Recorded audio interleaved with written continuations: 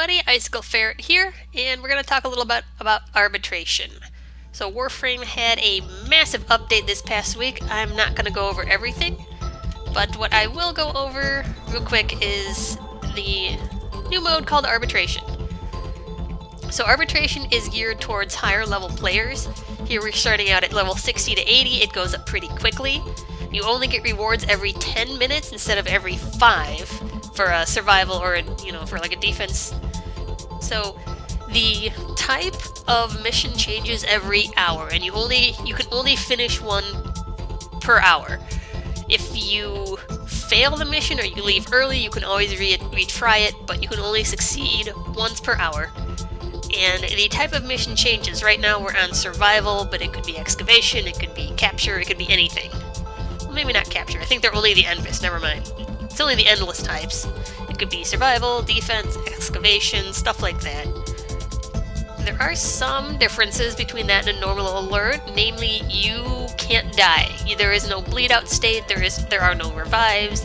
You die once, that's it, you're over. You can either watch in spectator mode while your team finishes, or you can leave and lose all your rewards, but you can try again for a win. System, the rewards are a little different. Instead of being the A, B, C rotation, it's just A, B, C, and then it keeps repeating C. So every 10 minutes or every so many excavations later after your C run, instead of resetting down to A, it keeps going to that C reward. And this is designed to reward players who can stand longer. That's one of the big complaints about the old style endurance missions is, yeah, you stay in there for 60 minutes, but you really only get 2 or 3 good rewards.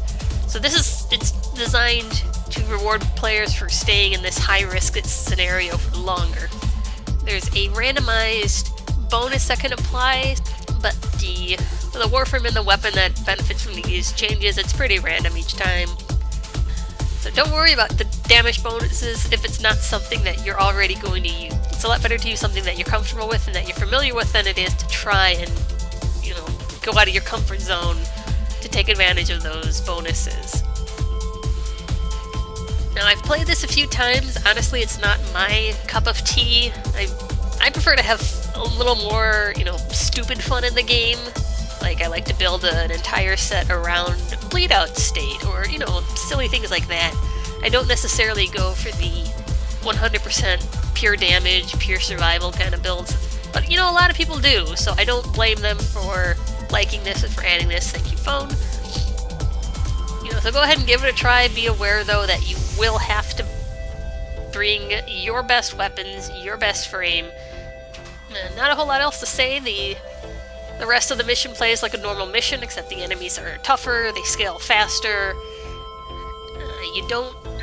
There's really little to no room for error. You really have to be on top of your game the entire time. If you're the kind of player who likes that, go ahead, have fun.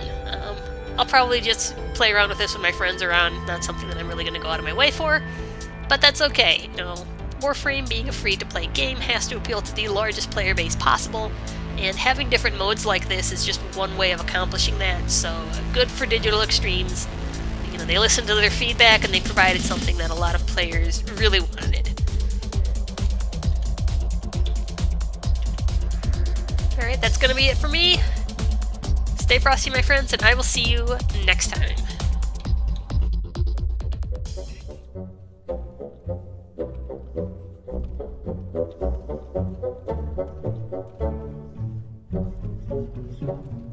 Thank you.